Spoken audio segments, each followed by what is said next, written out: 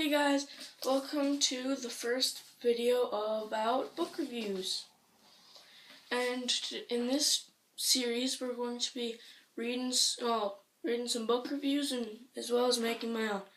And any of you who like books, you should probably comment down below because these are really good books that I'm going to be going over. And maybe even get them yourselves. They're really good. I'm not sponsored by any of these, so don't worry about that. So what we're going to be doing is first we're going to read over the back, then read, I guess, in the middle, right here if they have any, and just talk about the book. So this book, it's called The Serpents Shadow by Riordan.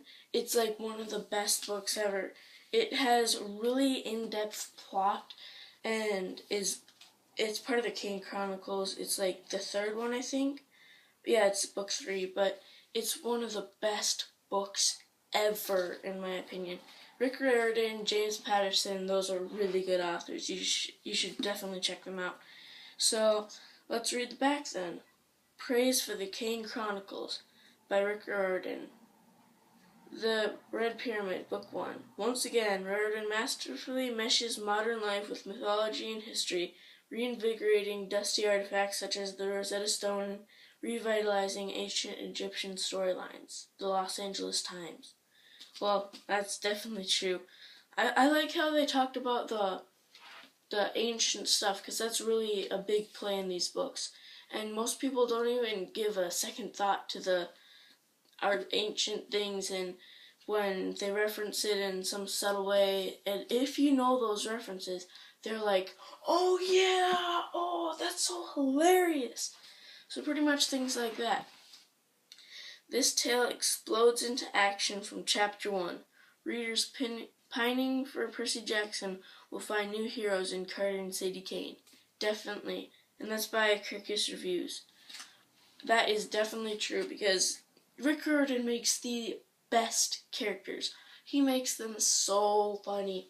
In fact, I'm making a book right now. I don't know if I'll release it, but it's just like a little practice book. But it is this, and then Riordan is that. And James Patterson, they're way up there. They make their characters hilarious. I make them meh. I'm okay at book writing, not that good. Then the next one. Fans of Riordan's magic. Equal parts danger, myth, and irreverence will embrace this new series with open arms. The Horn Book. That's a weird name for a thing. The Horn Book. Anyway, that's definitely true. There is a lot of mythology in there, intertwined with danger, and I don't even know what irreverence is, but I guess that's in there. But the humor in it, they forgot to mention the humor. It is amazing. Like, seriously, humor. So, The Throne of Fire, Book 2. Riordan kickstarts the action, never lets up on the gas, balances laughs and losses with a sure hand, and expertly sets up the coming climatic struggle without, thankfully, ending it on a cliffhanger. It's a grand ride so far, showing nary sign of a slowing down. School Library Journal, starred review.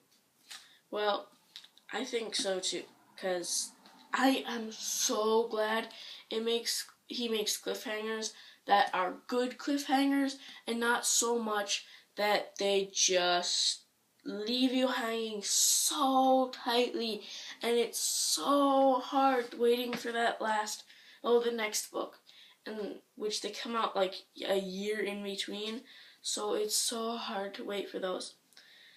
And last one, the Egyptian myths offer a backdrop with plenty of depth, against which Riordan's wisecracking heroes can play out their high-stakes family, relationship, and personal dramas. The expected third book in the King Chronicles promises to be as lively, humorous, and welcome as the first two, the Horn Book again.